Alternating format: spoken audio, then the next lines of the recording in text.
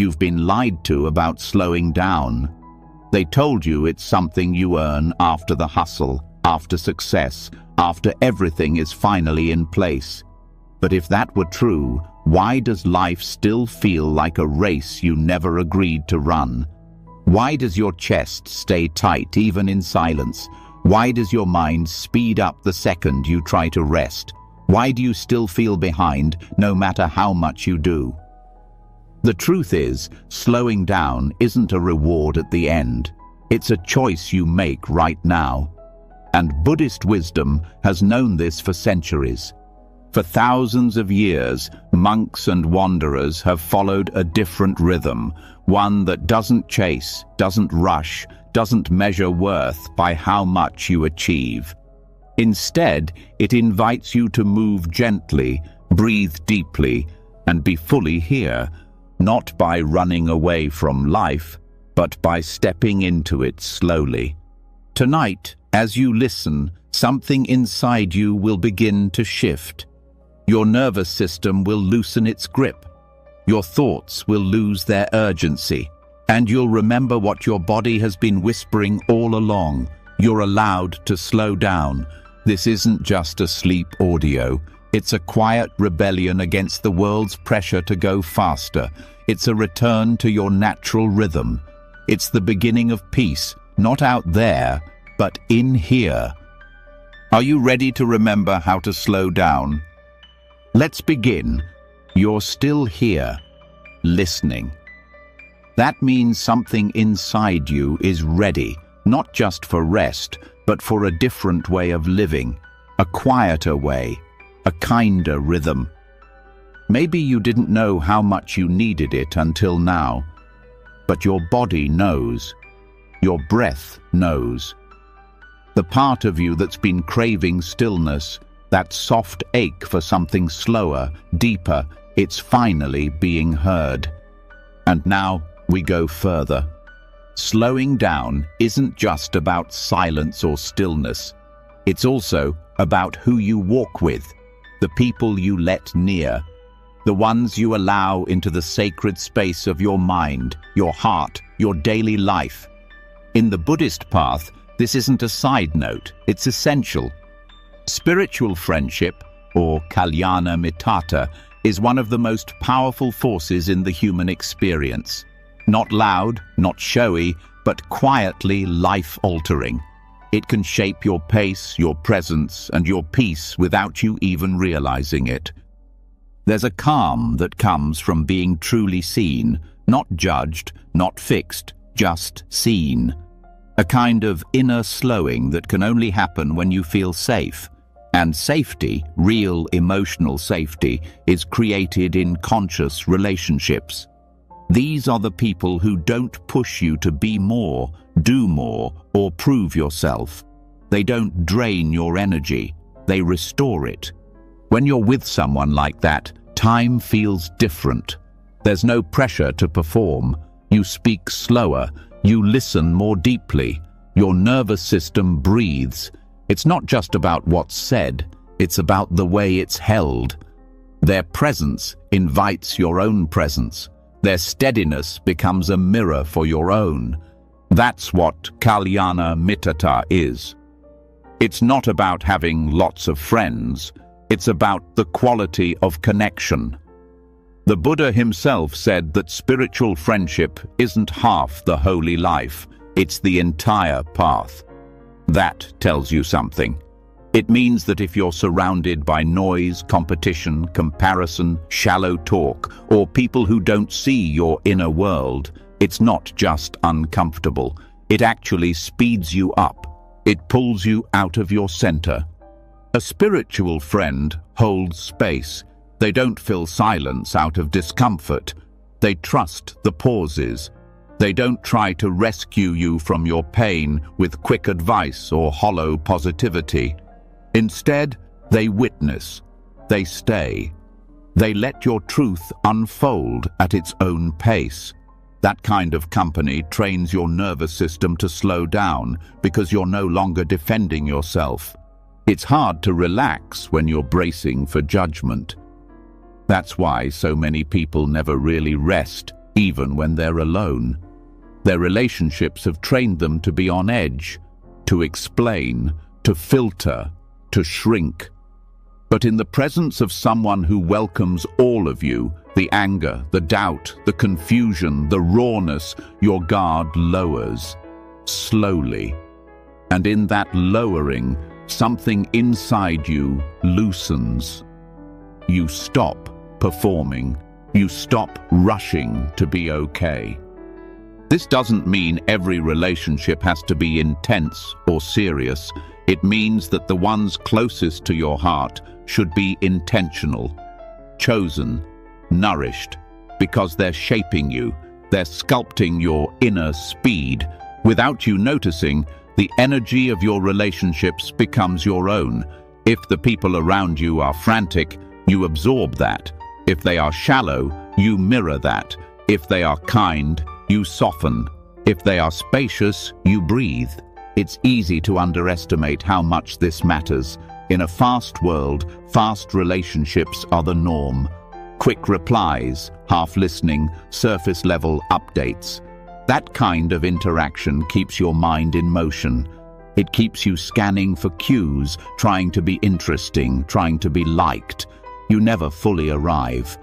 But a true spiritual friend brings you back to yourself, not by saying, slow down, but by living slowly, by modeling presence, by choosing their words with care, by listening in a way that makes you feel like you're the only person in the room. That energy is medicine. It trains your body to trust that not everything has to be urgent, that not everything has to be explained, that silence doesn't mean something's wrong. Over time, you begin to carry that same energy into your own life, not just with others, but with yourself. You stop rushing through your emotions. You stop demanding clarity from every thought. You give yourself space to feel things without analyzing them. And that's when slowing down stops being something you try to do and starts being the way you are. In conscious relationships, listening becomes a sacred act, not just hearing words, but absorbing their weight, pausing before responding, letting emotions breathe. So many of us are used to talking just to fill space or listening just to reply. But that keeps us stuck in a loop of mental speed. Real listening breaks that cycle. When someone listens to you with presence, without interruption or agenda, your mind naturally quiets. You stop rehearsing your next sentence. You stop defending your story. You start feeling safe enough to reflect, to explore, even to pause mid-thought and sit in silence. That's not a small thing. That's the nervous system learning a new language, and it goes both ways. Being the one who listens deeply also slows you down.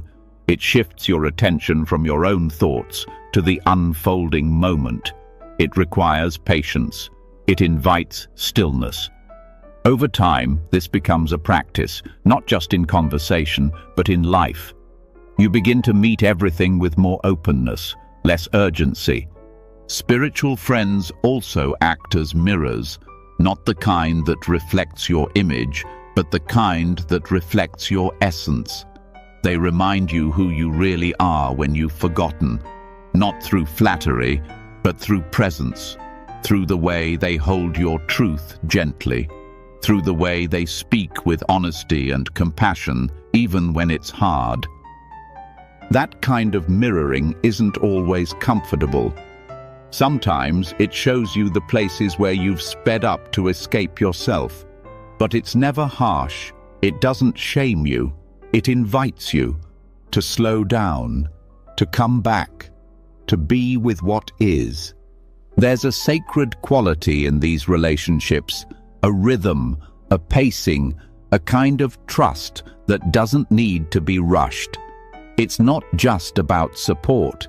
It's about how the support is offered, without fixing, without trying to shape your experience, with a deep respect for your own inner timing. This is rare, but it's possible, and it's worth cultivating. The truth is, many people are lonely, not because they're alone, but because they're not truly met. Their conversations skim the surface. Their presence is always split. Their friendships are functional, not soulful. And that makes it hard to slow down, because when you're not seen, you're always chasing something. Spiritual friendship offers the opposite, a home, a space where you can exhale, a relationship that doesn't ask you to be different, that doesn't measure your worth by your productivity, that allows you to simply be, and in that being, the rush begins to dissolve. This isn't about dependence, it's about resonance. Being around someone whose nervous system is at peace helps your own system learn how to rest, not by trying, but by feeling, by being near that energy long enough that it becomes familiar.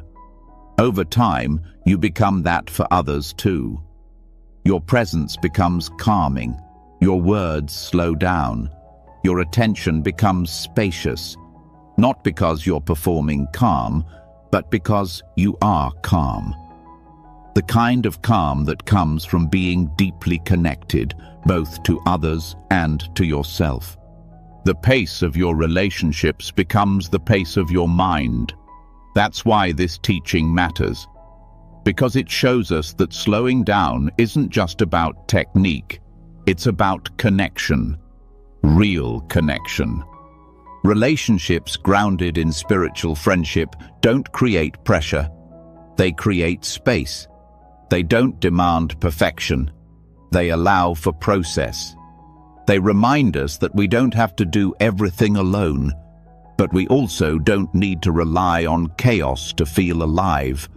There's a steadiness that builds over time when you are held in conscious company, a rhythm, a pulse, a slower way of being that becomes your default, not your escape.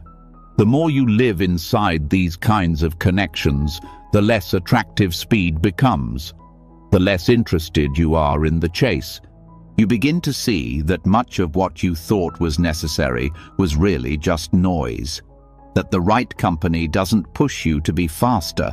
It reminds you how to be present, how to be soft, how to be here. This is the path of Kalyana Mittata, a path walked not alone, but side by side. Each person holding a lantern, not for themselves, but for the one next to them. And in that light, you remember what it feels like to not hurry, to not strive, to not perform.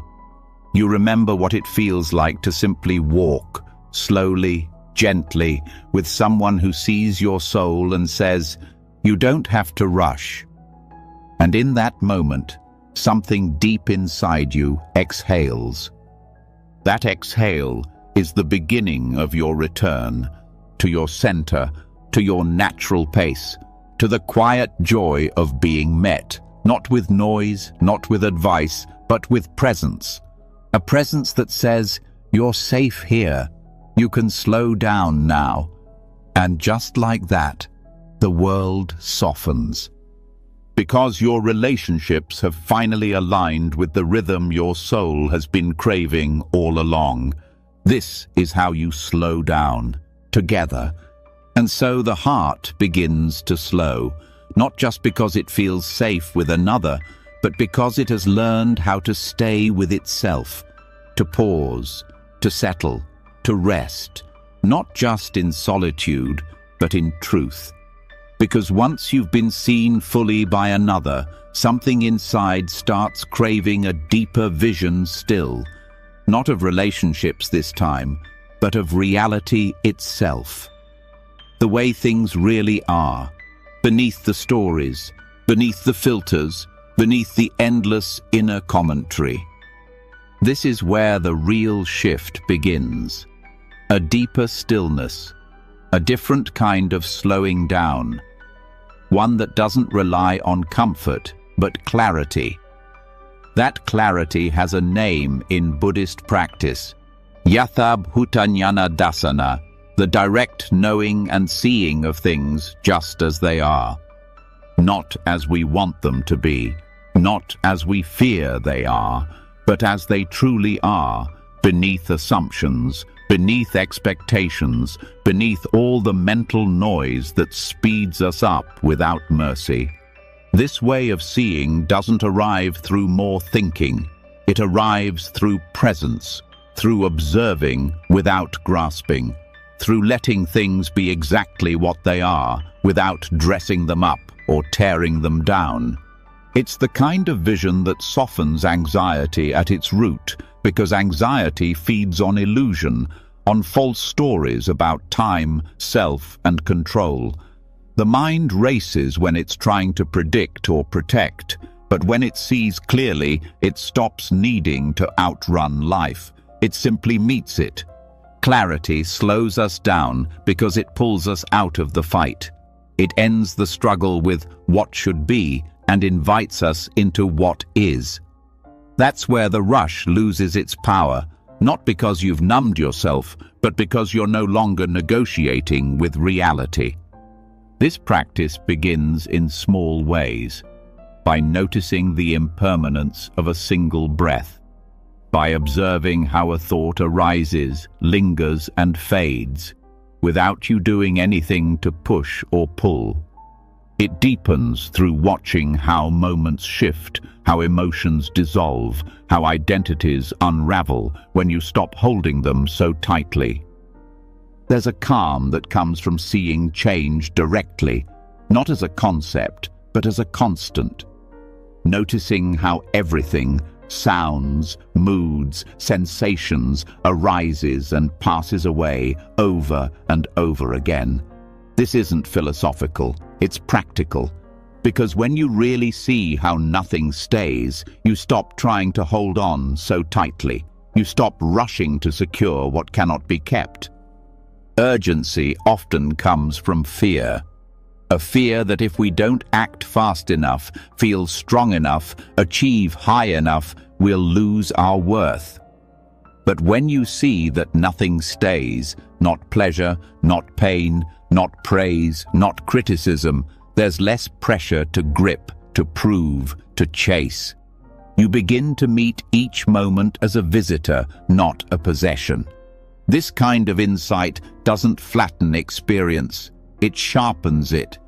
You feel more, not less. But the feelings no longer control you. You see them arise like waves, knowing they will pass. This perspective doesn't make you detached. It makes you tender.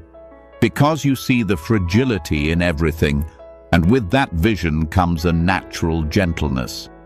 People think slowing down is about escape. But this path isn't about retreating from life. It's about seeing it clearly enough that you no longer have to fight it. The compulsion to rush often hides a resistance to grief, to letting go, to the truth that life cannot be pinned down. When you stop resisting that, your body softens. Your mind no longer spins trying to control the uncontrollable. Mindfulness of impermanence isn't about pretending you don't care. It's about learning to care differently, with presence instead of possession, with reverence instead of fear. That shift changes everything. Suddenly, you're no longer rushing through a moment to get to the next. You're fully in it, knowing it will never come again. That's where meaning lives. Not in how long something lasts, but in how completely you meet it while it's here.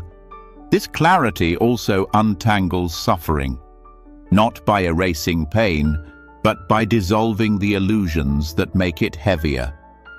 When you see that thoughts are just thoughts, not truths, that emotions are weather, not identity, that experiences are not who you are, but what you move through, a spaciousness opens, not emptiness, but freedom.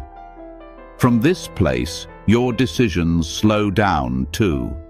You stop reacting from habit and start responding from awareness.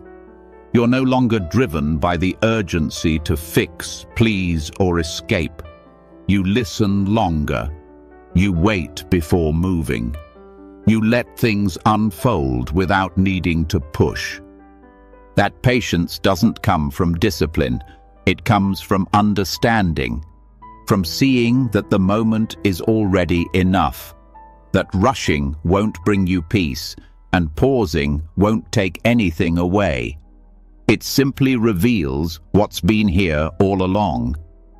This insight also reveals the layers of clinging that make life feel tight, not just to things, but to ideas, who we think we should be, what life should look like, what success or healing or happiness must include. When you see those attachments clearly, without judgment, they begin to soften. You stop forcing yourself to meet impossible ideals. You start living from where you actually are. And you learn that this moment, exactly as it is not a problem to be solved, but a mystery to be lived. That shift alone can quiet 1,000 rushing thoughts. Seeing clearly also changes how we relate to others. You stop expecting them to stay the same. You let go of the pressure for them to behave how you want. You understand that people, like everything else, are changing moment by moment. This doesn't make you cold. It makes you compassionate. You stop clinging to roles and begin meeting others in their present state, not through your filtered memory of who they were. This opens the door to deeper connection. Because when you're no longer fighting reality, you can actually be present for it. You're no longer having a conversation with your expectations. You're having a conversation with them. That realness creates warmth. It slows the pace of relating, turning dialogue into presence, silence into intimacy. In Buddhist teachings, this clear seeing is not limited to spiritual retreats or meditation cushions. It's meant for everyday life. Washing dishes, feeling irritation, hearing a bird call, watching your breath in traffic. Each moment is a doorway, not to something exotic, but to something true. And the more you step through, the more natural slowness becomes. You begin to live as if each moment is enough. Not because you've convinced yourself of that, but because you've seen that it's all you ever really have. There's no later, no final arrival, no future version of yourself who finally figures it all out. There's only now, and the more fully you see it, the more precious it becomes. Clarity brings reverence, not as an idea, but as a direct experience. The way a shadow moves across your wall, the feeling of cool air on your neck, the weight of your body against the bed right now. These things are not background noise, they're life.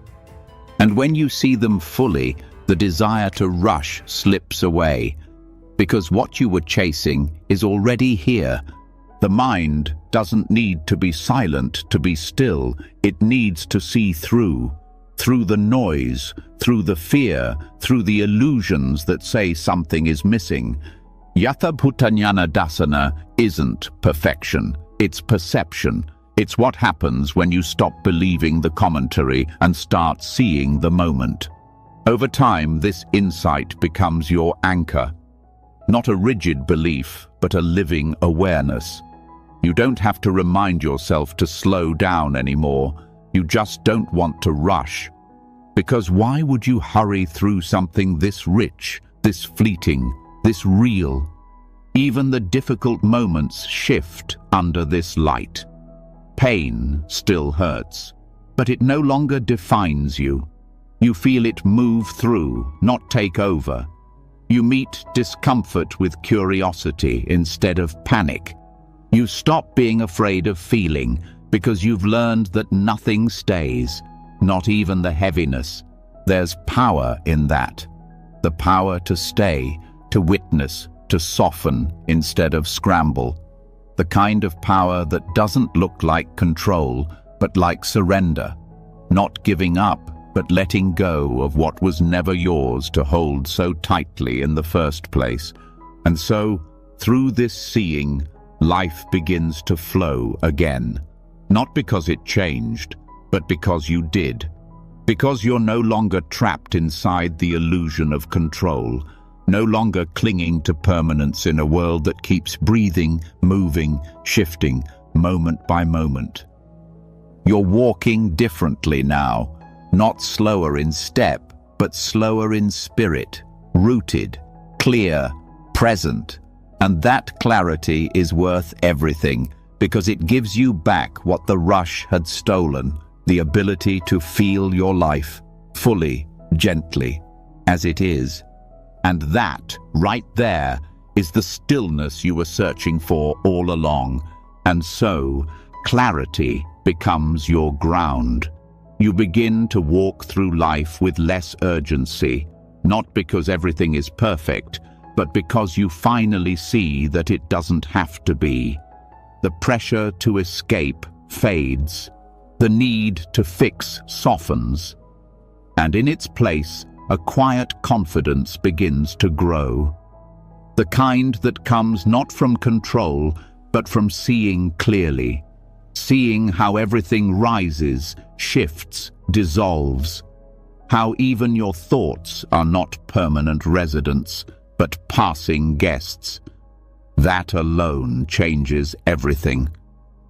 But there's a deeper stillness still waiting, not in the thoughts themselves, but in the spaces they leave behind.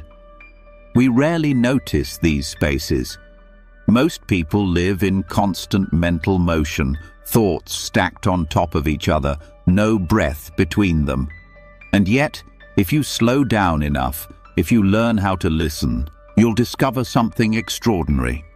Between one thought and the next, there's a pause, a gap, a tiny silence that often goes unnoticed. And in that silence, something timeless waits, something more peaceful than any thought could offer. This isn't something you create, it's something you uncover. The Buddha didn't teach only through concepts, he taught through silence, through presence, through the space between actions.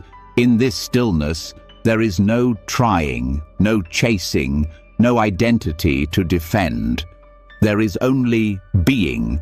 The absence of doing becomes its own kind of wisdom, a knowing that is not about content, but about awareness itself. Recognizing these gaps is not a mental trick. It's a shift in perception. You're not forcing the mind to be quiet.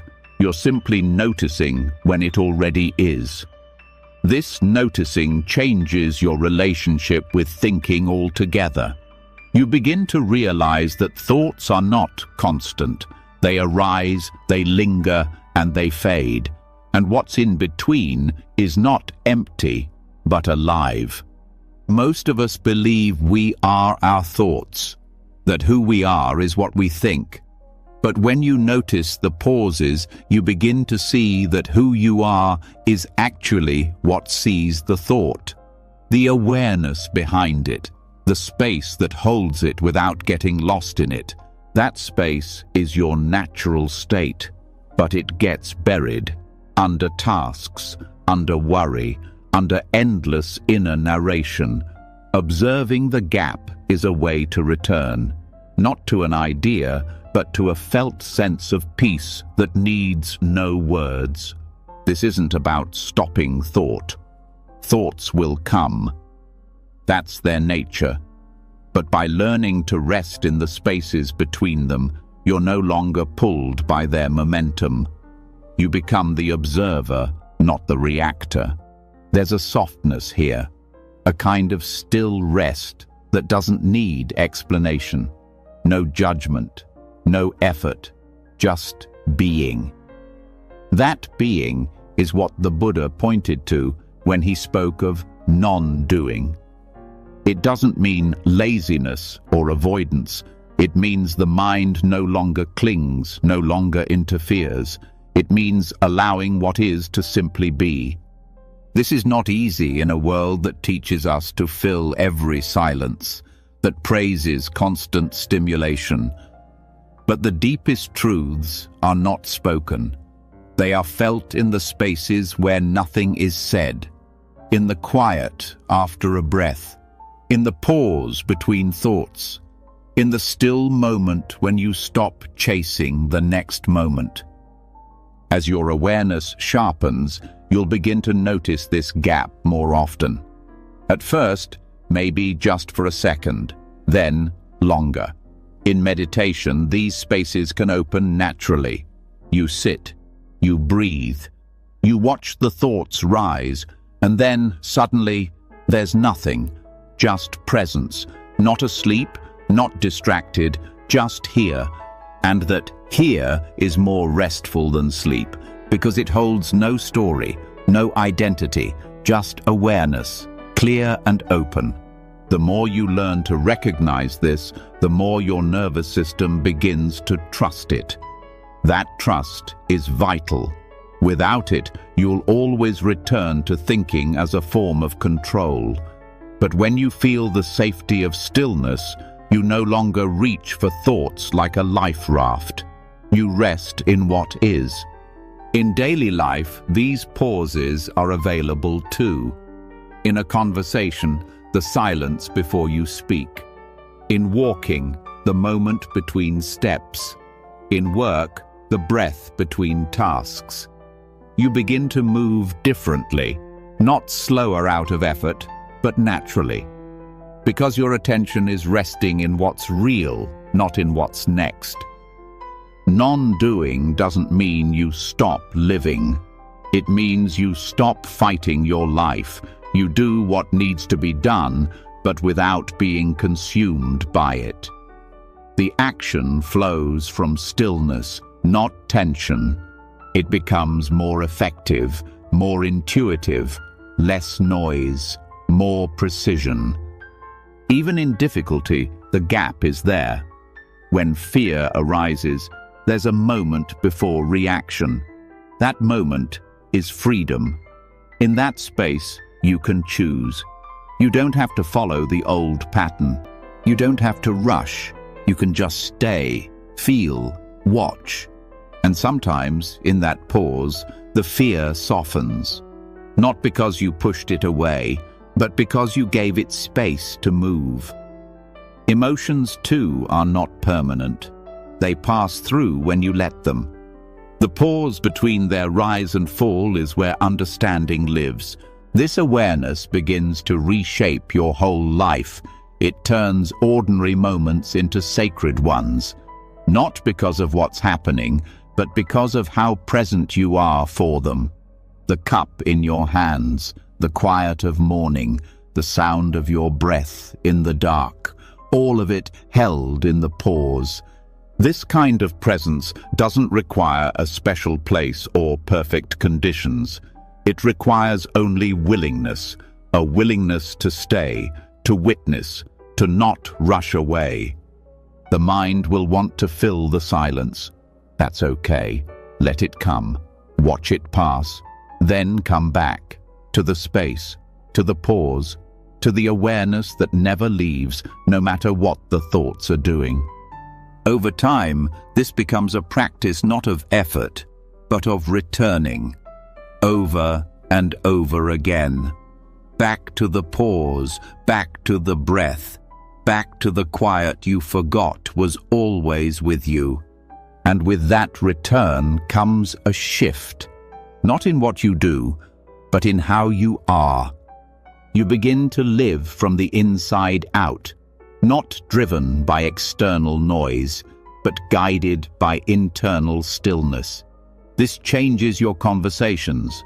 You speak more slowly, you listen more fully. You wait longer before reacting.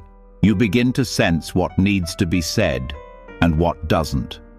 You notice the energy behind your actions. You become more aware of intention, not just behavior. What used to be automatic becomes conscious. The gap gives you time to choose, and choice gives you freedom. Even the body responds. Muscles soften, the breath deepens, the heart slows, not because you forced calm, but because you allowed space. That allowance is powerful. It breaks the cycle of grasping. It invites life to flow. You don't need to understand everything.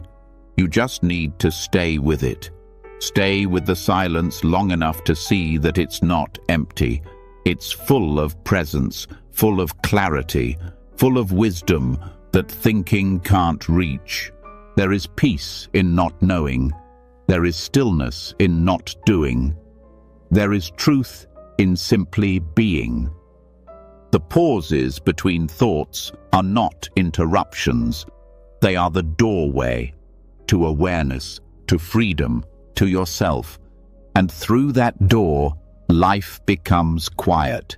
Not because the world changed, but because you're finally hearing what's underneath the noise. This is the silence the Buddha pointed to. Not a silence of absence, but of depth. Not a silence of emptiness, but of wholeness. And once you've felt it, even for a breath, you'll never forget it. Because it's who you were before thought. It's what you return to when thought is gone. It's the stillness that was always waiting, right here in the pause. So the pause becomes the teacher, a doorway not to detachment, but to intimacy.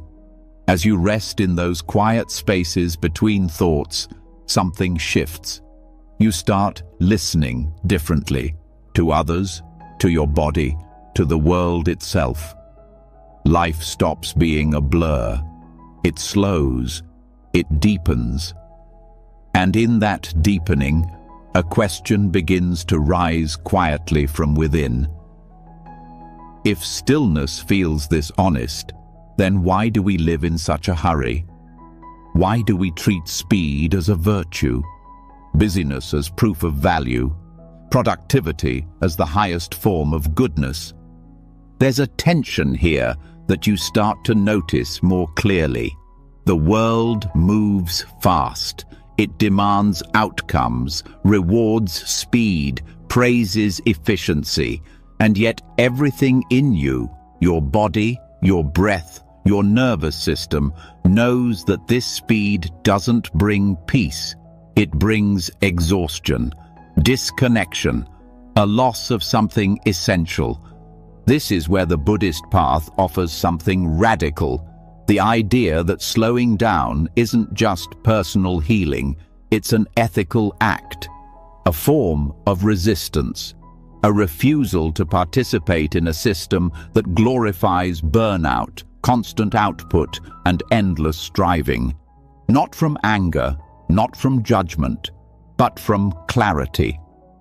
In Buddhism, this principle is rooted in sila, ethical conduct. At first glance, ethics might seem unrelated to pace, but look deeper and you begin to see that the way we live, how we act, how we speak, how we choose to engage with the world, is inseparable from how fast we move. When you're rushing, you're less likely to listen fully, less likely to reflect, more likely to react, to cut corners, to chase approval or results at the expense of your inner integrity. Ethics in Buddhist teachings are not a list of rules to follow for moral superiority. They are a path to alignment, a way of living that supports awareness, compassion, and presence. Noticing when you're speaking carelessly because you're in a rush. Noticing when you're taking more than you need because you're afraid of falling behind. Noticing how speed creates its own kind of violence toward yourself, toward others, and toward the earth. To live ethically in a world obsessed with performance means to move differently, not just physically, but emotionally, mentally, spiritually. It means choosing intention over impulse, depth over speed, connection over competition. This choice isn't loud. It often goes unseen, but it is powerful. Think of generosity, not just giving money, but giving time, attention, patience. These acts require slowness. You can't be generous while rushing. To be truly present with someone in their pain, their joy, their silence, you must slow down enough to meet them where they are. That's ethical presence. And in today's world, it's rare. Think of honesty, not just factual truth, but the kind of honesty that comes from self-awareness, that doesn't perform or manipulate, that doesn't rush to fill silence with polished answers. To speak truthfully, you have to know what you really feel, and that requires space, time, a slowing down to feel what's beneath the surface. Compassion, too, is inseparable from pace. You can't be kind in a hurry. You can be nice, maybe, polite, but true compassion, the kind that sees suffering and chooses to stay with it, that only grows in stillness. When you're moving too fast, you miss the subtle cues. You overlook pain. You become numb to what others carry. Even non-harming begins with slowness. When you move too quickly, you step on things without noticing. You speak sharp words out of stress. You react to fear before understanding. Slowness creates the space to see clearly, to act with care, to prevent harm before it happens. Ethical living asks us to stop rushing past our own hearts, to stop treating others as means to an end, to stop consuming experiences as if they're checkboxes on a productivity list. It asks for a shift in rhythm, not as punishment, but as liberation. This liberation is not abstract. It shows up in daily life, choosing to eat with awareness rather than multitasking through meals, choosing to pause before answering someone, especially when emotions run high, choosing to rest when you're tired, not because you've earned it, but because you're a living being worthy of care. The culture may not reward these choices, but the Dharma does, because these small acts of integrity begin to align your inner world. You stop splitting yourself between who you are and who the world demands you to be, and that alignment brings a peace that can't be faked or forced. Ethical resistance doesn't mean withdrawing from the world. It means showing up with clarity and refusing to contribute to the patterns that cause suffering. It means looking honestly at your relationship with speed and asking, is this helping me live well, or is it just making me feel worthy for a moment? So many modern struggles come from this quiet war between your pace and your values, wanting to live kindly but feeling pressured to perform, wanting to be mindful but running on a schedule that leaves no room to breathe. The answer isn't more willpower, it's a realignment, a conscious choice to center your ethics, not your output. When you live from sila, you begin to see your energy as sacred. You stop pouring it into tasks that violate your peace. You learn to say no, not as rejection, but as reverence, for your own life, your own boundaries. You begin to choose people, projects, conversations that nourish your spirit, not just your reputation. And yes, it might look strange to others. Slowness often does. In a world chasing urgency, stillness can feel like rebellion, but it's a rebellion rooted in care, in sanity, in the wisdom that knows speed does not equal meaning. There's nothing ethical about constantly being available, about never resting, about numbing yourself with productivity until there's no room left to feel. And yet, this is what so many are conditioned to believe is good, responsible, admirable. True ethics challenge that conditioning, not with blame, but with presence. Presence that chooses silence when the world demands noise, that chooses careful listening over clever replies, that values people over progress, that honors time not as a commodity, but as a gift. This way of being isn't passive. It's active, precise, grounded. It asks you to examine your habits. How often do you rush your words to avoid discomfort?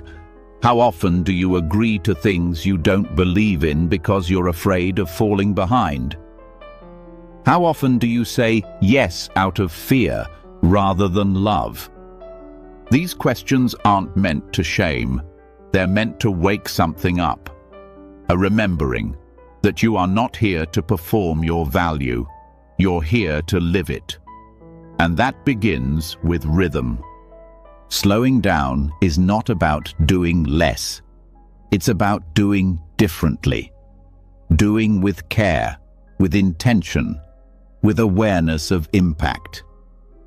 It's about pausing long enough to ask, is this aligned with the kind of world I want to help build? When you act from that place, your life becomes a quiet protest against exploitation, against disconnection, against the internalized belief that you must prove your worth through exhaustion. Instead, you become a vessel for something softer, more honest, more rooted. You begin to trust that you don't have to force goodness. It flows naturally when your actions reflect your values. And from this place, slowness is no longer something to apologize for. It becomes your teacher, your compass, your offering. Every slow breath becomes an act of defiance against a system that treats humans like machines. Every deliberate word becomes a seed of clarity. Every moment of presence becomes a thread of peace woven into a culture unraveling from speed. This is not just about personal healing, it's about collective sanity. Because when one person slows down, it gives others permission to do the same.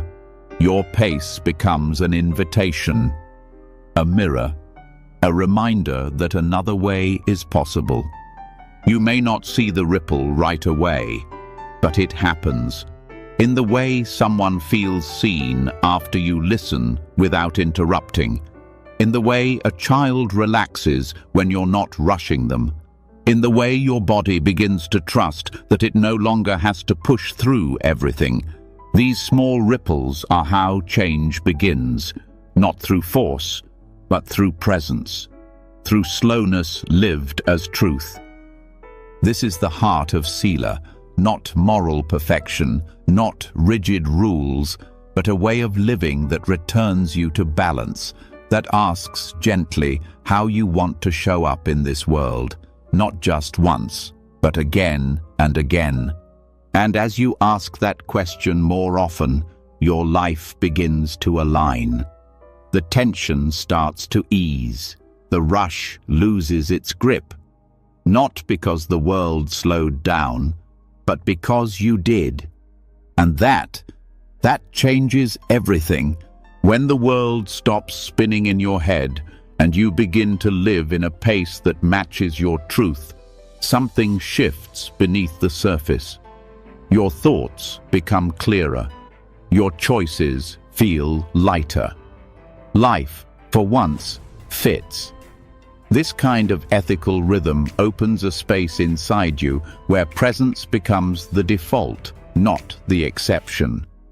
But presence isn't only found in stillness. It's also found in movement. When that movement is intentional, aware, and free from the pressure to be anywhere but here. Walking meditation is not just a practice, it's a profound return. a way to break free from the invisible weight of time constantly pressing against your shoulders. Not the kind of time marked by clocks and schedules, but the inner time that ticks with tension, the feeling that you should already be somewhere else, be someone else, be further along. Most people walk to get somewhere. They move fast, heads forward, minds already 3 steps ahead. The body becomes a machine for transport, the mind a passenger lost in memory or anxiety. But walking meditation invites something else entirely. It invites you to inhabit your steps, to stop treating walking as a means to an end and start treating it as the practice itself, as life itself. Each step becomes a homecoming, not just physically, but mentally, emotionally, spiritually. You feel the ground under your feet. You sense the rhythm of your body. You hear the sound of your breath. You enter the only moment that has ever been real, this one. Not the next one, not the last one, just this one. Time shifts when you walk this way. It no longer feels like a straight line pulling you forward.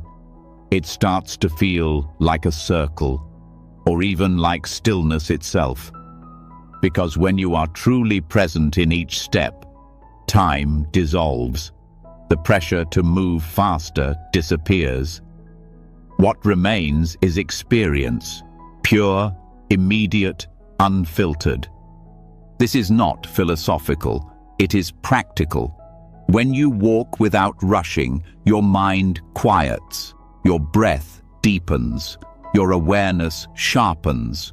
You start to notice the things you usually miss, the way the air feels on your skin, the movement of trees, the subtle shift in your balance as you change direction.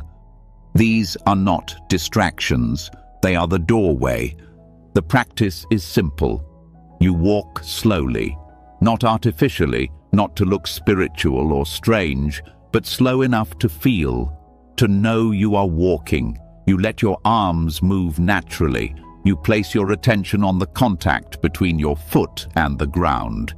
You notice the shift of weight, the rolling motion, the soft push forward. Each detail becomes a point of return. When thoughts arise, which they will, you don't resist them, but you also don't follow them. You return, gently, without force, to the movement of your feet. Over and over, your attention drops from the head into the body, from future or past into now. Each return is a small act of liberation. This changes your relationship with time. No longer something to fight against or chase after. Time becomes space. Space to breathe, space to notice, space to rest while in motion.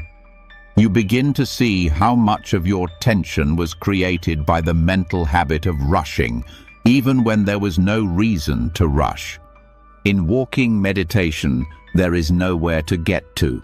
This confuses the mind at first. It wants a destination, a goal. But when you stay with the practice, something else takes over. A kind of timeless awareness that doesn't measure worth by speed. A presence that values experience over result. This is not just calming, it is transformational. It teaches your entire system to relate to movement differently, no longer as a task to be completed, but as a moment to be lived. This shift begins to affect everything. You eat more slowly, you listen more deeply.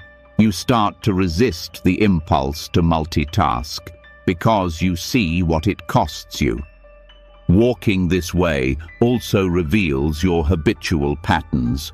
How often you lean forward, trying to get to the next thing. How often you brace your body for imagined threats. How often your mind pulls you away from your direct experience.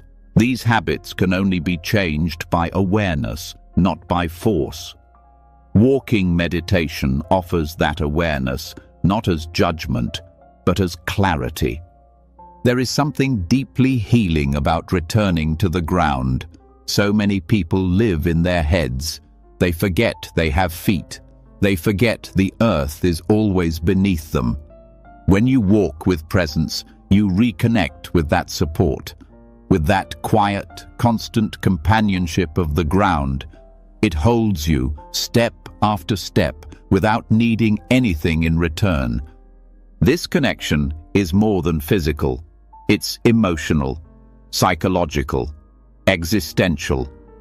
When you walk mindfully, you begin to feel your belonging, not in some abstract sense, but right here, in the simple contact between skin and soil. You are not separate. You are part of something steady, vast, and alive. Over time, walking meditation also builds resilience, not by teaching you how to push harder, but by showing you how to stay, with discomfort, with restlessness, with the rawness of being human. You stop needing to move faster to escape what you feel. You learn to be with it, to walk with it, to carry it gently, step by step. This kind of presence builds a different kind of strength, a groundedness that isn't shaken by minor stresses, a calm that doesn't depend on circumstances, a rhythm that allows you to live without hurrying your life away.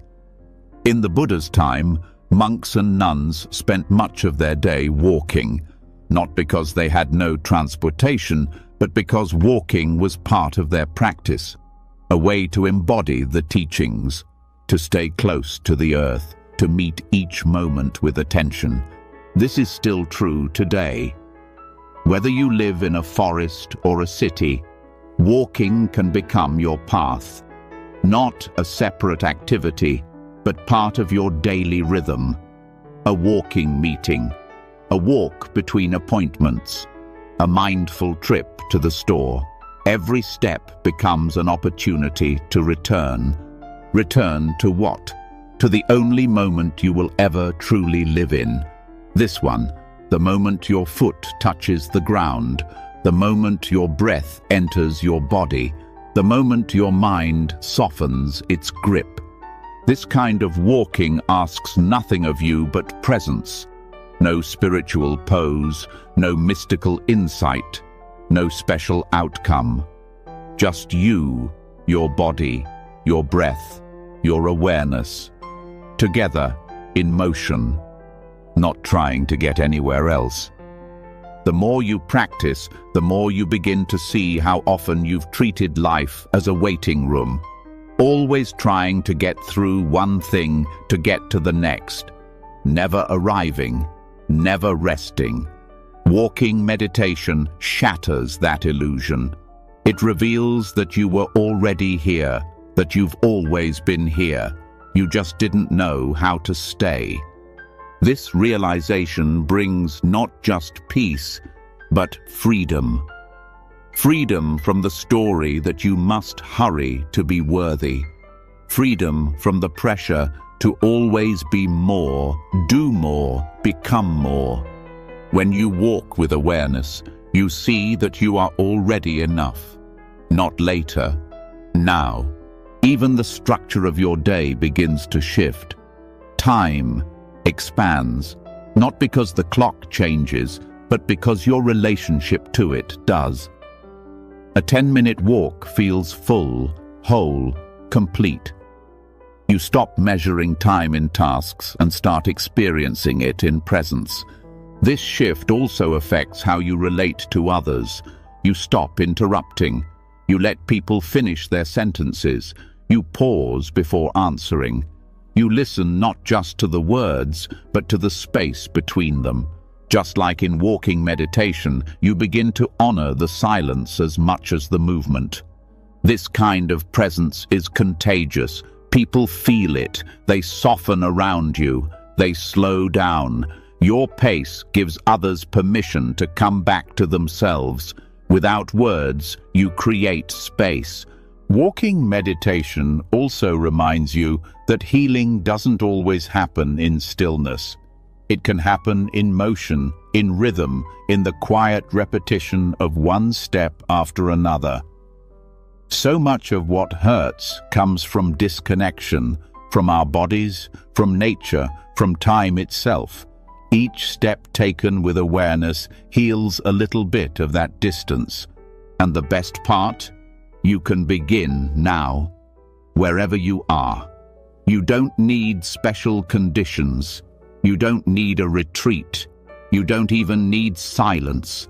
All you need is the willingness to return, to bring your attention to your step, and then to the next.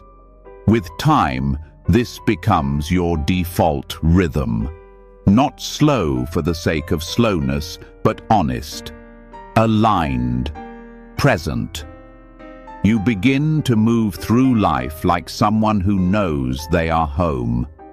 Not in a place, but in a presence. And in that presence, time finally loses its grip. Not because it stops, but because you stop being trapped by it. You're no longer chasing, you're walking. One step, one breath, one sacred moment at a time. So you learn to walk again. Not just through space, but through time. And not the kind of time that keeps you checking clocks, but the kind that unfolds in the quiet rhythm of your steps. You begin to understand that the world does not rush you. It's the inner noise that does.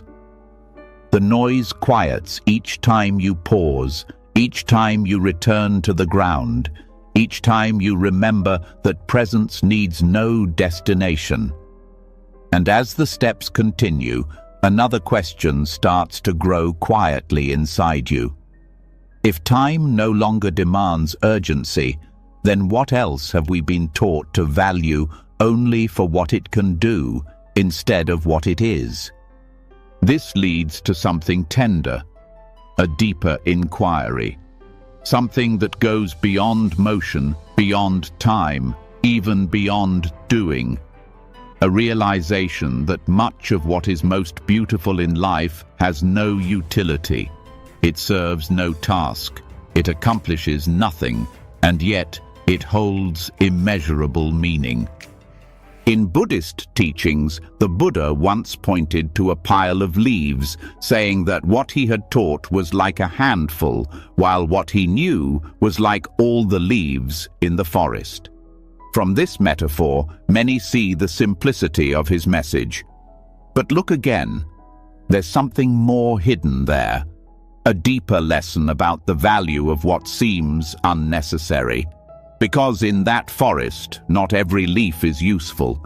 Some nourish, some decay, some just are, and yet they are part of the whole. We live in a world that assigns value based on function. You are useful if you produce, if you solve, if you give a return.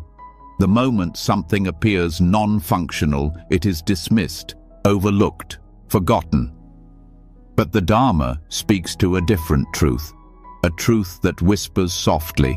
What is most human, most sacred, is often what can't be measured at all.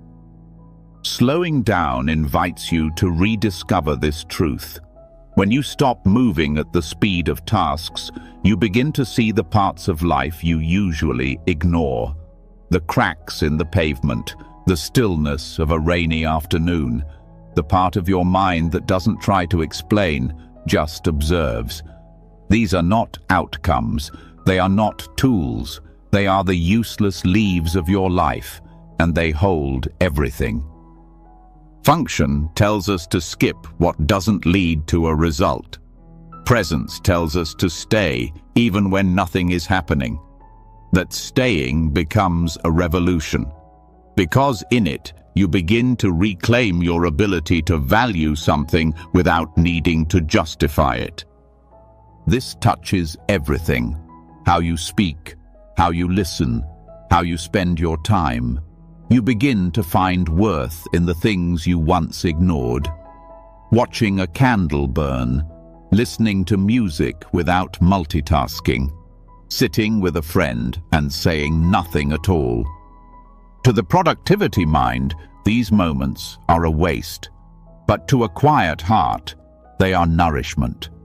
They return you to the truth that not everything sacred must be earned. Some things are given. Some things are here simply to be experienced, not used. This includes parts of yourself. We are taught to measure our days in achievements, to measure our worth in how much we can offer, and so, slowly, without realizing it, we begin to hide the parts of ourselves that don't fit. The daydreamer, the sensitive one, the quiet wonder that doesn't build anything but beauty. But the Dharma sees no such division. It makes room for the whole, the silence and the speaking, the usefulness and the stillness, the leaf that feeds and the leaf that simply falls. This view allows you to stop treating yourself like a project. It allows you to rest, not because you finished everything, but because even your resting self has worth. This understanding dissolves the internal war, the push to always be more, the shame of being tired, the guilt of doing nothing. Because you begin to see that doing nothing is often the deepest form of healing.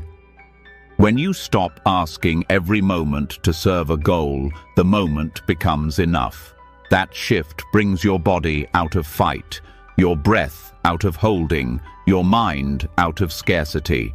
And what takes its place is intimacy, a real relationship with life, not as something to manage, but something to meet fully, with all of yourself, not just the productive parts. This also shifts how you relate to others.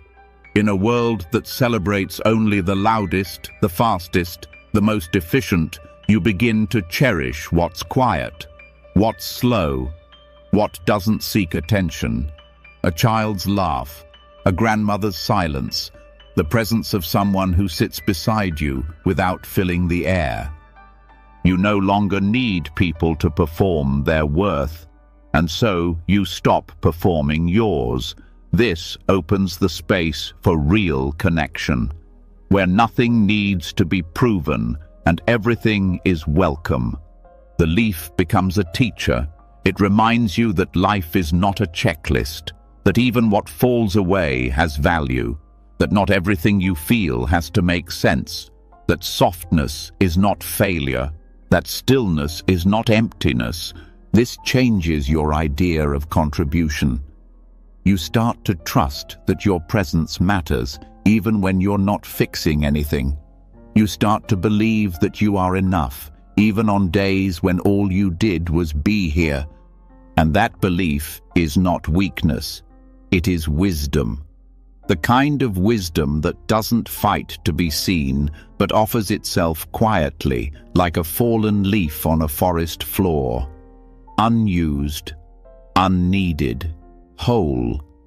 It's tempting to try and earn stillness, to prove we deserve to rest, to fill even our spiritual practice with effort and expectation. But this too can become a trap. A gentler path says, let some things be for their own sake. A walk not for steps, but for walking. A breath not to calm you down, but to feel what breath feels like. A conversation not to solve anything, but to share space. This is where slowing down becomes more than recovery. It becomes revelation. Because you begin to see what was always there, waiting to be noticed, and you realize it never needed to be more. Meaning doesn't arrive only through purpose, it also arrives through presence. And some of the most meaningful things have no obvious purpose at all. They remind us that we are not machines, that our value is not tied to what we produce, that our being, raw, quiet, unpolished, is enough. You carry this with you as you move through your days. You speak a little softer. You sit a little longer. You notice the beauty of things that serve no role, like laughter that fades, like tears that have no explanation, like the spaces between words, the pauses in conversation, the parts of life we used to call empty, but which are, in truth, the most alive. This seeing grows slowly. It doesn't arrive all at once. But each time you choose to value the useless, a part of you heals. A part of you returns. A part of you says, I don't need to do anything to be enough. And from that place, you live differently, not passively, but with reverence, not detached, but engaged in a new way, a way that sees worth not just in outcomes, but in existence. This is not about neglecting your responsibilities. It's about refusing to reduce your life to them. It's about honoring the unseen, the uncounted, the unnoticed moments that make a life rich. And it's about slowing down, not because you must, but because something in you wants to. Because it knows that what really matters cannot be rushed. So you keep walking, not to get anywhere, but to stay close to yourself, to this moment, to the leaf that falls with no reason but grace. And in that closeness, something opens, not loudly, not urgently, just enough to remind you, you were never meant to be useful all the time. You were meant to be here, alive, whole, enough. And in that truth, time slows, breath softens, and life becomes clear again. So the pace of life begins to shift. You no longer feel the need to fill every silence, fix every thought, or justify every moment with purpose. You start to notice how much of your exhaustion came not from what you were doing, but from how tightly you were holding everything. The tension of being useful, the pressure of being fast, the weight of always being on the way to somewhere else. As you learn to let those pieces fall away, what remains is simpler. You begin to rest in things just as they are, and for the first time, you stop asking life to prove itself. But even in this slowing, there's a deeper question waiting, one that doesn't just shift your rhythm, but your view entirely. What happens when you step even further back? There is a kind of freedom that only comes from perspective. When you take a step back from your to-do list, you feel some ease. When you take a step back from your emotions, you see with more clarity. But the Buddha offered a view so vast, so humbling, that it doesn't just relieve stress, it dissolves urgency at its root. That view is cosmological. In Buddhist cosmology, time is not a straight line from birth to death. It is vast beyond comprehension. It is cyclical, expansive, and deeply impersonal. This is not meant to confuse. It is meant to liberate. Because when you begin to understand your life within the scale of what the Buddha called kalpas, immeasurable spans of time, you begin to loosen your grip on the illusion that everything must happen now. A single kalpa is said to be so long that traditional metaphors fail to capture it. One common teaching compares it to brushing a mountain with a silk cloth once every 100 years. By the time the mountain is worn away, that is still not a full kalpa. Within this scale, lifetimes rise and fall like morning mist. Civilizations appear and vanish. Suns are born and burn out. And yet here we are, so often trapped in panic because we think we're late, because we think our healing should have already happened, because we think there's not enough time to become who we're meant to be. But the truth is, time is not running out. It is unfolding. This doesn't make your life meaningless. It makes it sacred. Because in the face of such scale, what matters is not how fast you move, but how clearly you live. Whether you meet this moment with grasping or with grace. Whether you use your brief window not to chase every goal, but to deepen in wisdom. Zooming out doesn't mean detaching. It means seeing more fully. When you hold the awareness of cosmic time, you start to let go of the personal stories that once felt so heavy. That fight you had last week. That thing you haven't achieved yet. That comparison that still stings. They shrink, not because they're trivial, but because you're no longer measuring your life in hours and results. You're measuring it in awareness. Buddhist cosmology also reminds us that we've done this before, over and over again, not as punishment or reward, but as part of the endless unfolding of existence. Birth, death, rebirth, not just once, again and again, through countless forms, countless moments.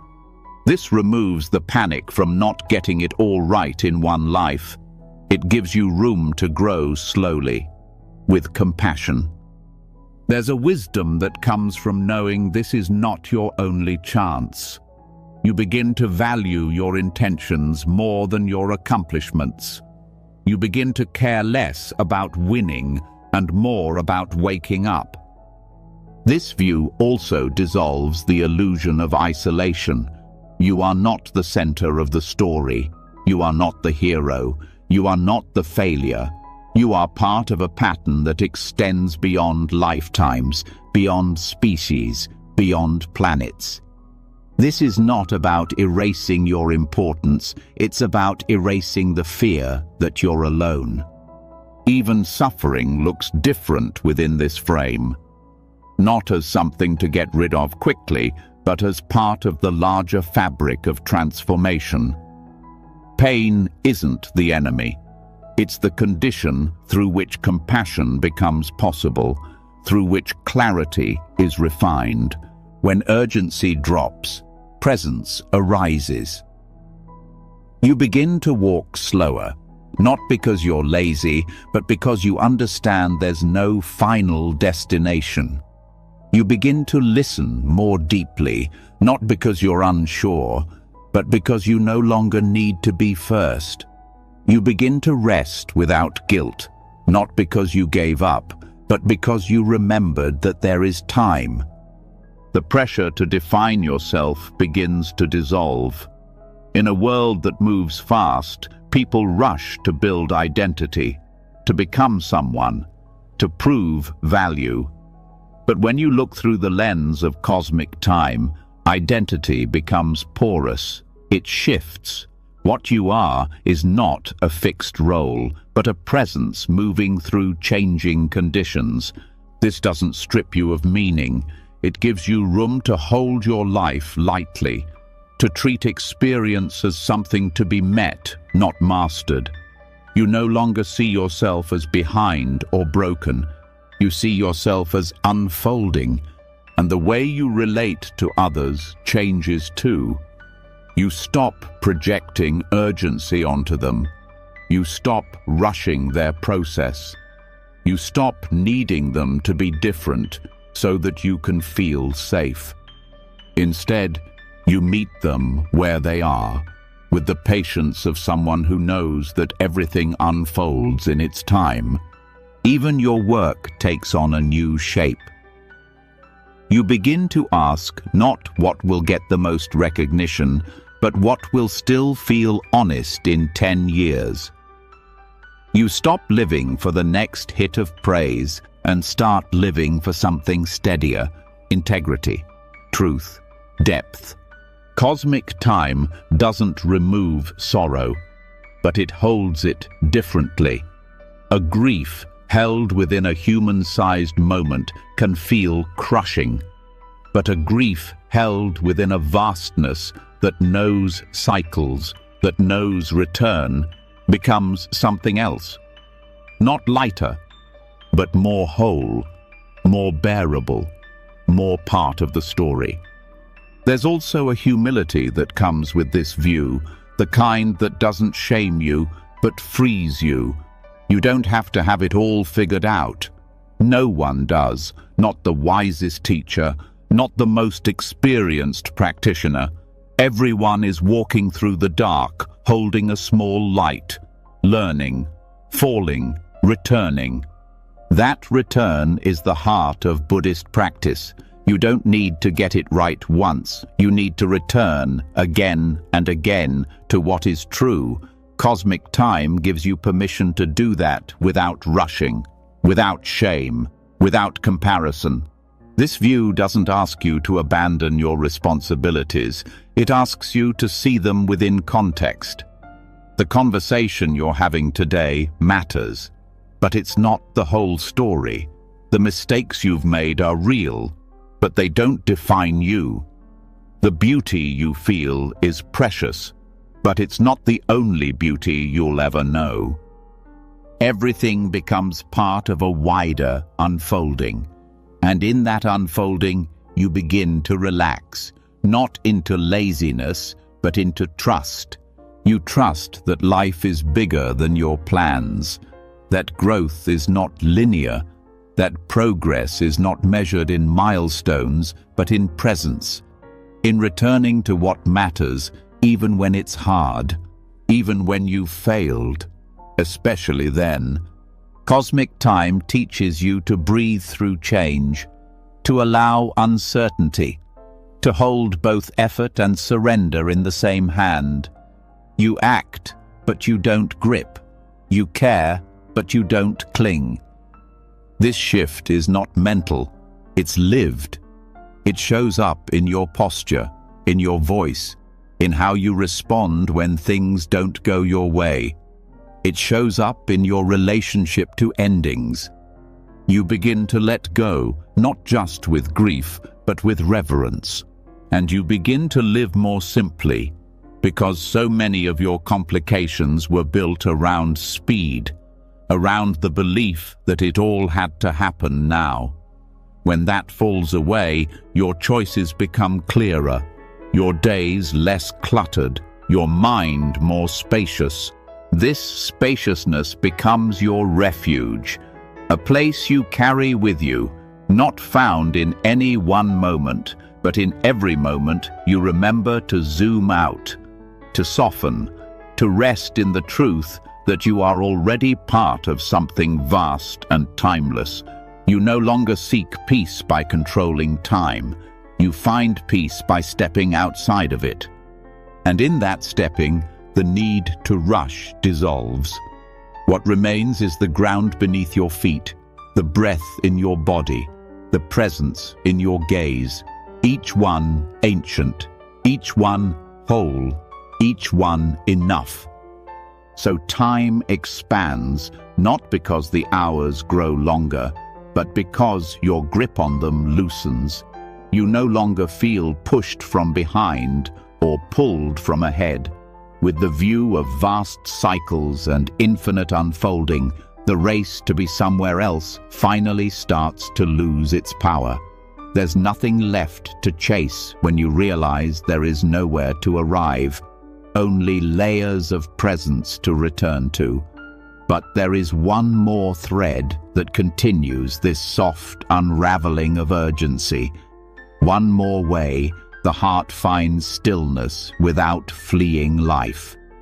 It begins where you thought you would lose something, but end up finding space. It begins with letting go. Renunciation is often misunderstood. It sounds like rejection, like deprivation, like saying no to joy. But in Buddhist wisdom, renunciation is not a punishment. It is a doorway. Not a door you're pushed through, but one you walk through by choice. Not because you hate what's on the other side, but because what's behind it has grown too loud, too heavy, too much. Renunciation is not turning away from life. It is turning toward it, cleared of clutter, cleared of noise, cleared of the demands that make it hard to feel what really matters. Letting go is not about having less. It's about holding less. Less tension, less grasping, less attachment to outcomes, identities, and stories that no longer fit. When you begin to release the excess, what remains is not emptiness. It is clarity. It is breath. It is a kind of grounded freedom that doesn't need distraction to feel full. Voluntary simplicity is a form of wisdom. It is the understanding that you do not have to become a monk to live a clear life. You do not have to give away all your belongings to touch peace. What you release is not for appearance, it is for spaciousness. When you simplify from the inside, something within you starts to rest. Not because the world stops asking, but because you stop answering every call with your energy. In a society that teaches accumulation as success, choosing less is seen as weakness. But in truth, renunciation is strength. It is not withdrawal, it is precision.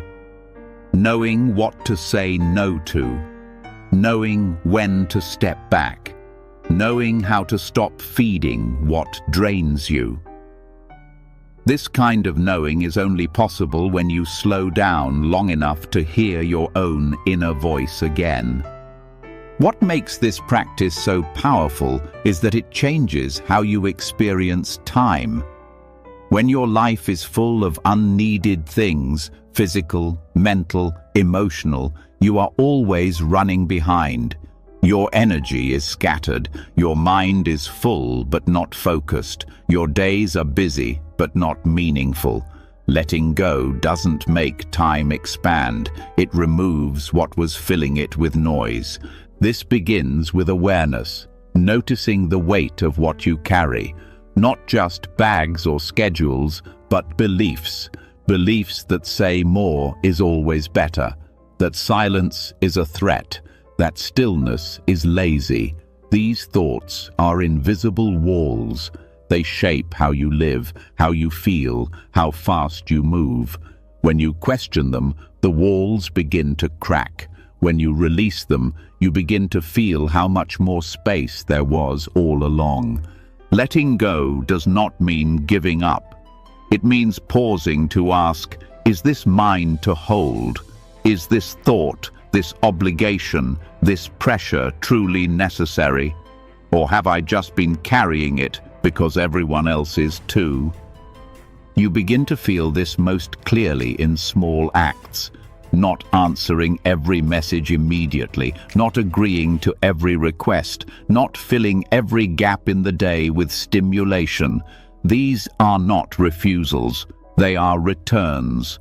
Returning to your own rhythm, to your own enoughness, to the moment that keeps offering itself if only you would clear the space to receive it.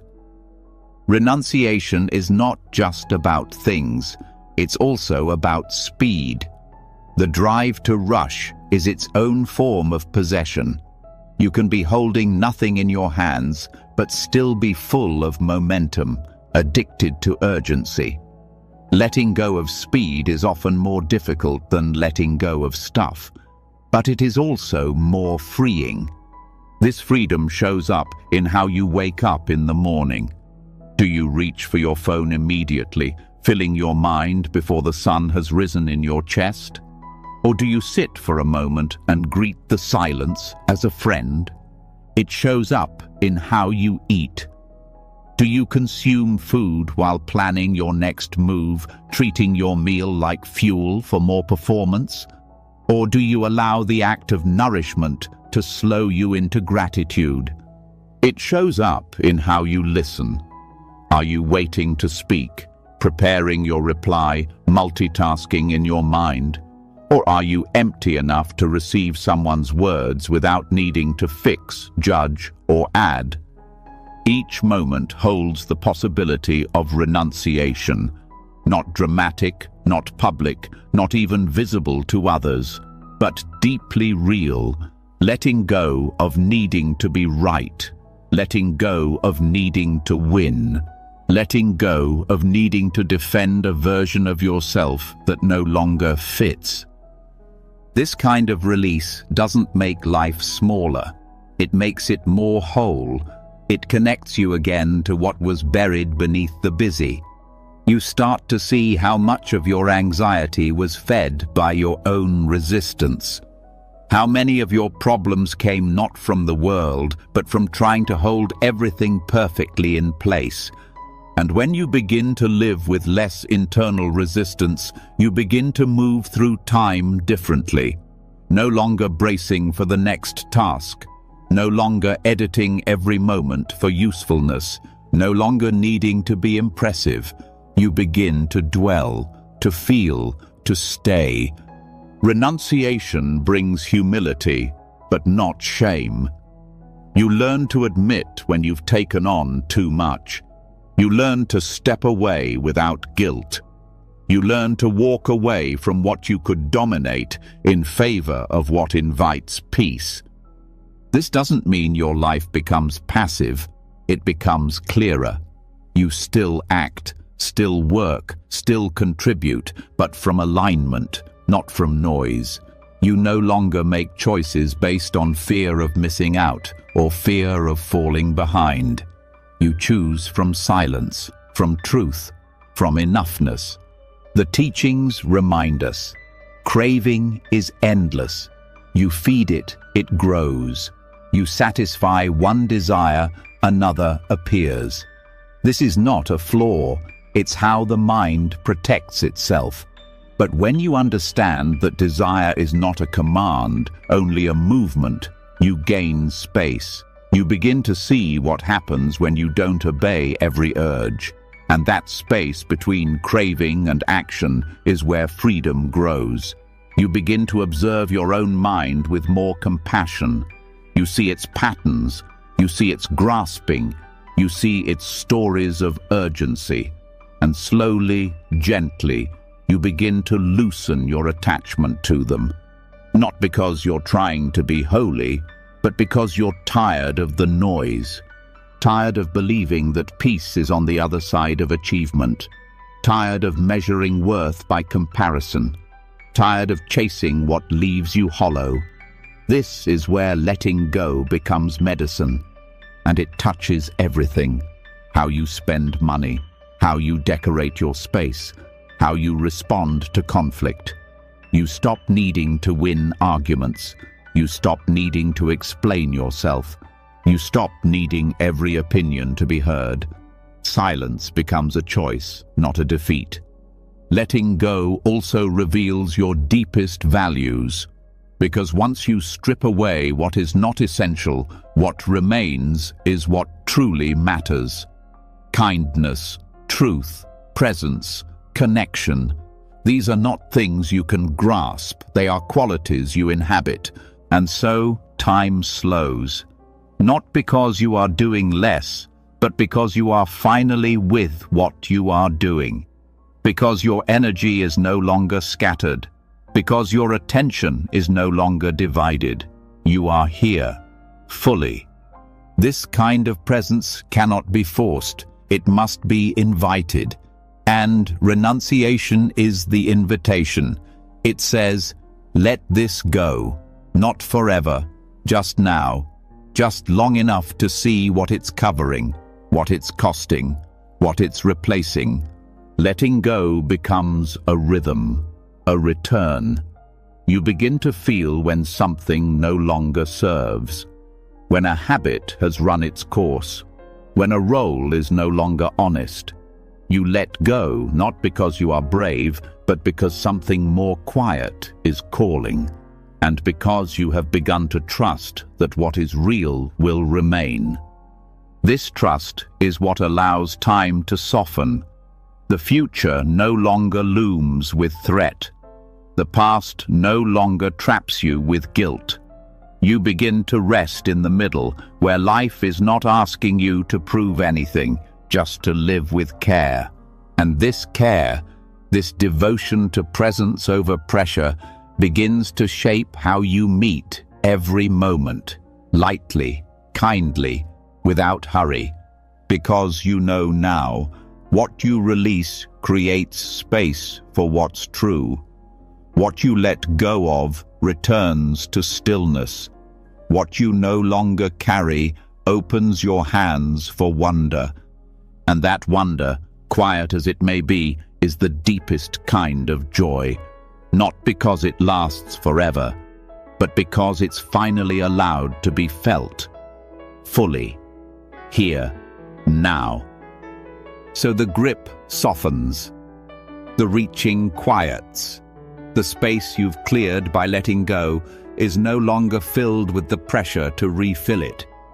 That space becomes a kind of sanctuary, simple, uncluttered, and honest. It offers something most people never notice they're missing: the permission not to explain, not to prove, not to perform.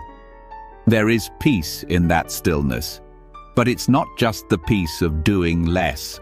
It's the peace that rises when you stop needing to speak at all.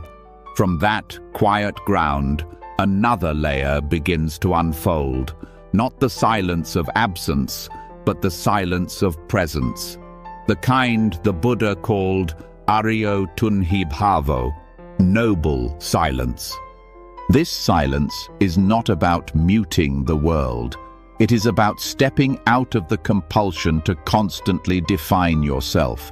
It is about pausing the endless urge to explain what you are, what you believe, what you've done, and why you matter. It is not silence as emptiness, but silence as full awareness, where nothing needs to be said to be deeply known.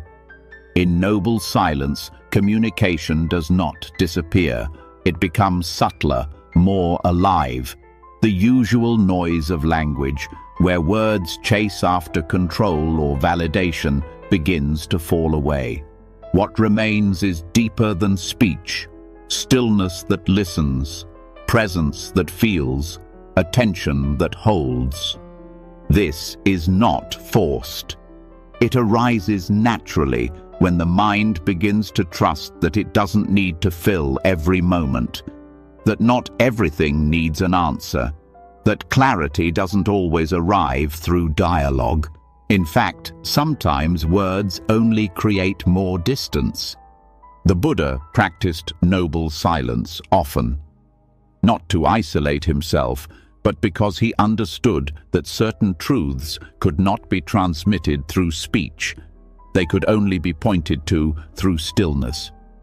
He knew that silence carries its own kind of teaching, one that bypasses the intellect and touches something more direct. When you practice noble silence, you begin to see how much of your talking is rooted in anxiety. The urge to be understood, the fear of being judged, the need to shape someone's opinion of you. Even casual conversations often carry this subtle need to be seen in a certain way. But when you step into silence willingly, without resentment or resistance, you begin to peel those layers back. You stop trying to manage perception. You start trusting presence. This kind of silence invites a profound kind of rest. Not because nothing is happening, but because there's no longer a need to shape every moment. You begin to feel the texture of your own thoughts without rushing to share them.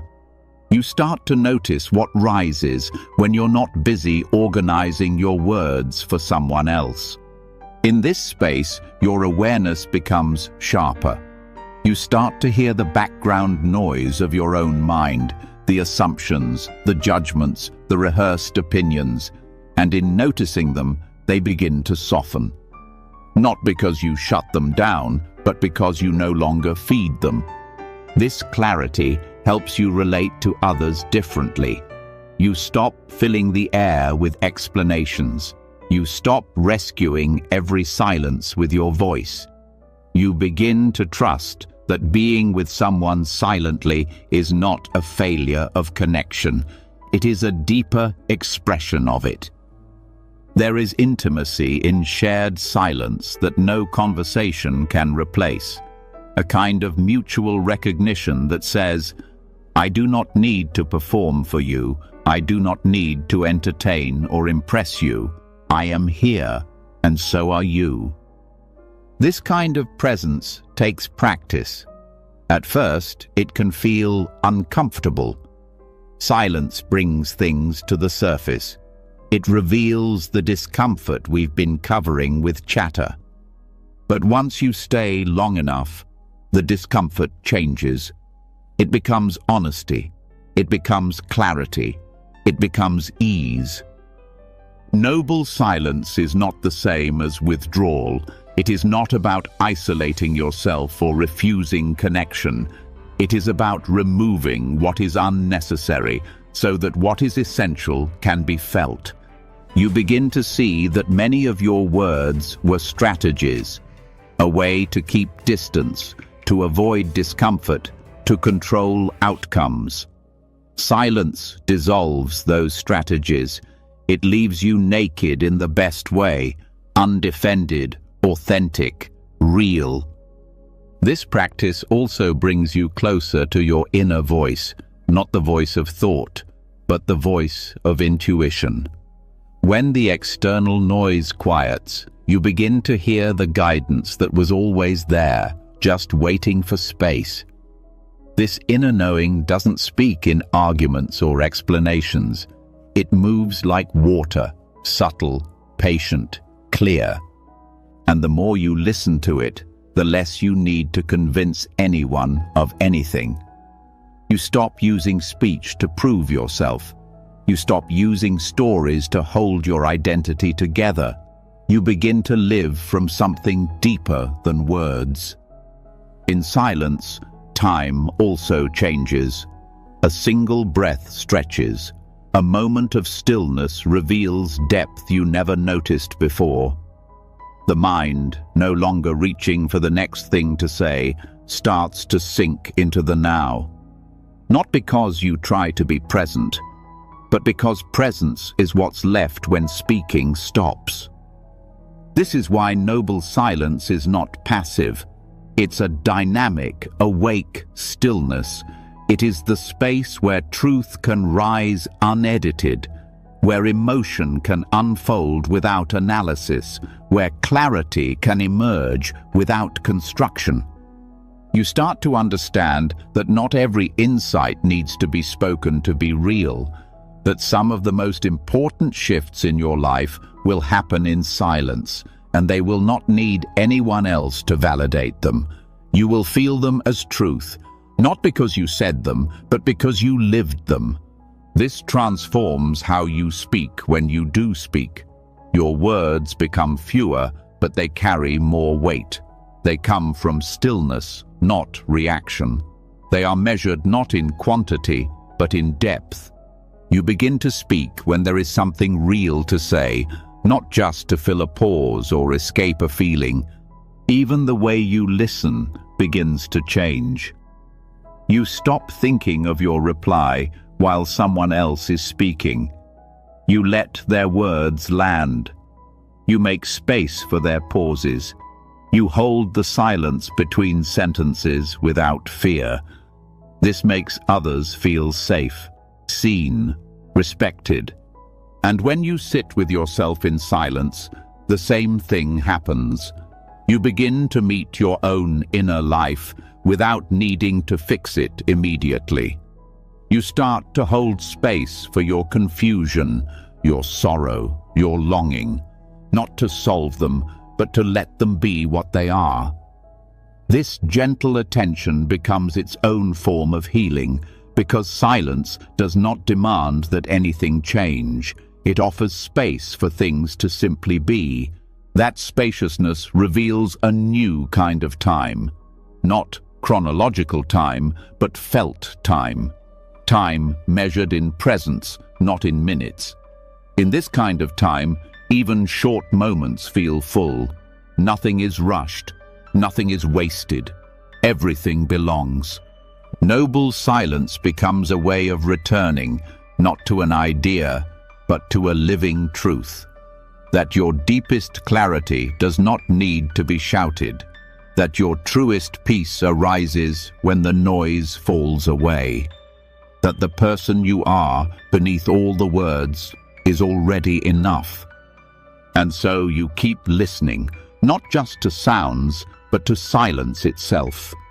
You discover that silence is not empty. It is full of everything you've been missing while you were too busy speaking. It is not a punishment. It is a home. And once you've entered it, you start to bring it with you. Into every word you do choose to speak. Into every pause you allow. Into every moment you decide not to fill. This is not withdrawal from the world. This is presence, fully embodied, where nothing needs to be said, and yet everything is understood. So you return to silence, not as something foreign, but as something deeply familiar. It no longer feels like absence, but presence without decoration. You find that what you were searching for through explanation was here all along, in the pause that needed no words. From this place, the heart begins to settle, not through effort, but through release. And with that release comes a new kind of readiness, to look directly at what most try to avoid, not out of fear, but out of respect, because what remains silent in our lives is often what speaks the loudest, and nothing speaks more clearly when truly listened to than death. Contemplating death is not about fear or darkness. It is not a morbid fixation. It is a way of remembering what is true, a way of peeling back the distractions that keep you from feeling the depth of your life. This reflection, known in the Buddhist tradition as Maranasati, is one of the most powerful tools to loosen the grip of urgency, not by taking you out of life, but by pulling you deeper into it. When you remember death, not just as an idea, but as a certainty, your priorities shift. The things that seemed urgent lose their sharpness. The things you were rushing toward stop demanding so much energy. This is not about despair, it's about perspective. You begin to understand that time is not just limited, it's sacred. And sacred things are not meant to be rushed. The practice of Maranasati brings you face to face with the truth that nothing lasts. Not your youth, not your roles, not your possessions, not even your name. When this truth is held gently, it doesn't lead to panic, it leads to freedom. You stop trying to hold what cannot be held. You stop bargaining with impermanence.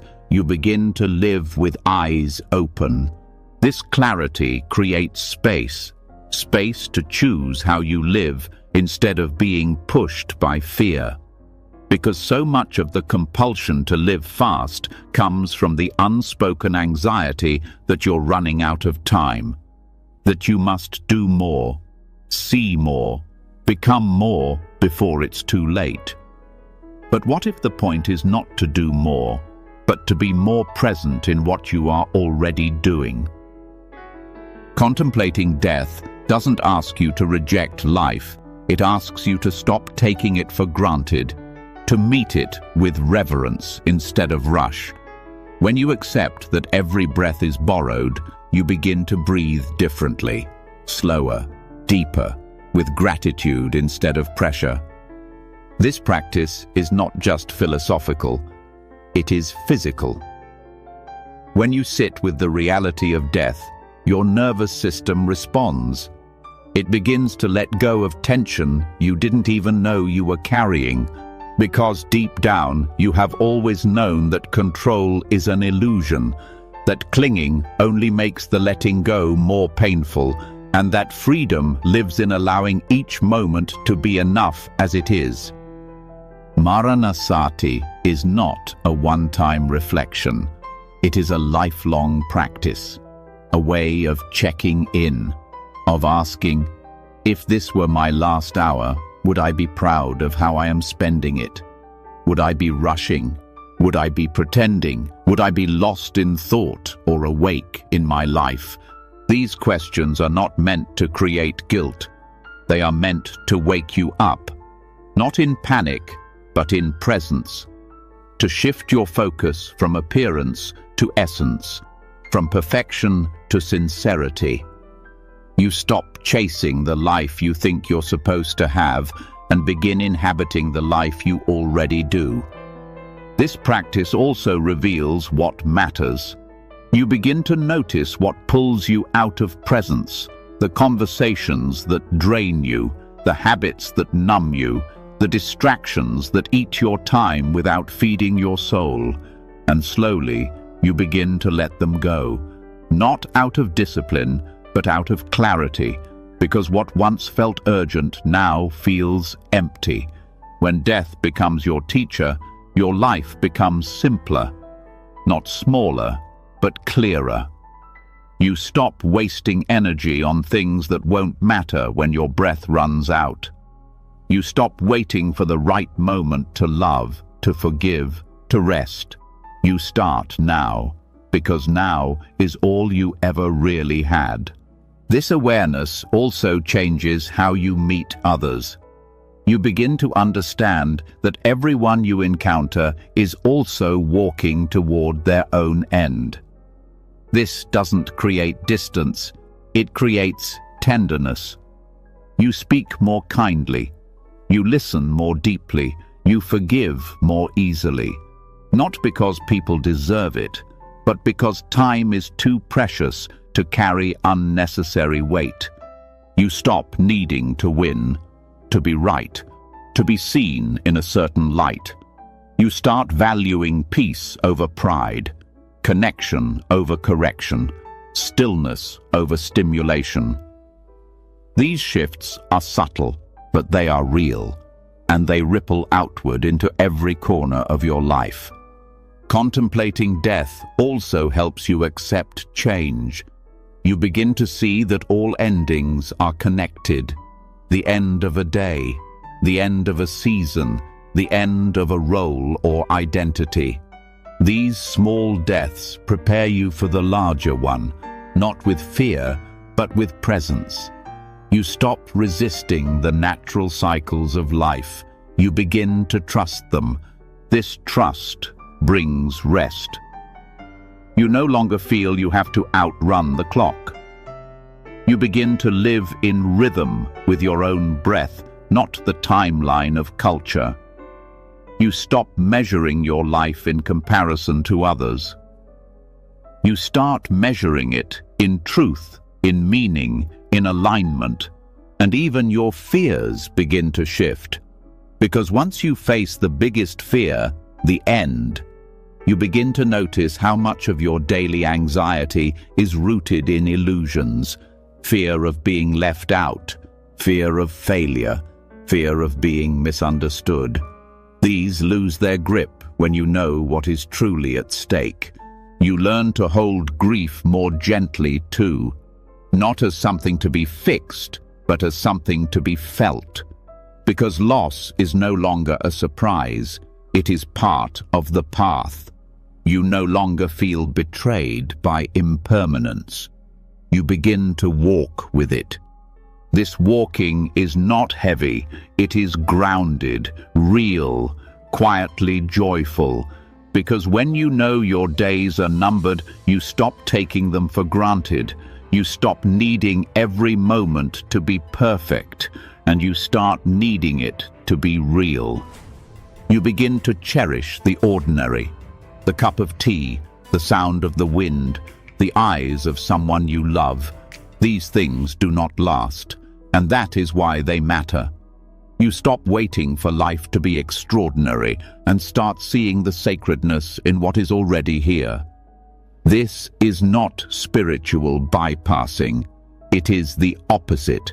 It is meeting the truth directly and choosing to love anyway, to stay anyway. to soften anyway.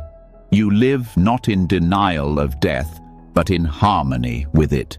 And from this place, you begin to move differently. Not out of pressure, but out of care. You speak when it matters. You rest when you need to. You show up more fully because you know you won't always have the chance. This is the paradox. The more you contemplate death, the more alive you become. Not frantic, not desperate, but rooted, present, free. Because when you stop clinging to life, life begins to meet you, not as something to be controlled, but as something to be received. And that receiving is not passive. It is awake. It is humble. It is real. It asks nothing but your presence, and it gives everything in return. You begin to live as if each moment could be your last, not with dread, but with devotion. You bow to the now, not because it is perfect, but because it is true. And in that bowing, the rush dissolves, the fear dissolves, and what remains is quiet, spacious, whole. When you no longer fear the end, the beginning starts to feel more honest. Life, stripped of illusion, becomes something quieter, something simpler. You stop trying to hold on so tightly, and that loosening becomes a gateway to a different rhythm altogether. One not built by deadlines, but by awareness. A pace not shaped by fear, but by trust. As death becomes less of a threat and more of a teacher, you start to wonder, what would it be like to live each day in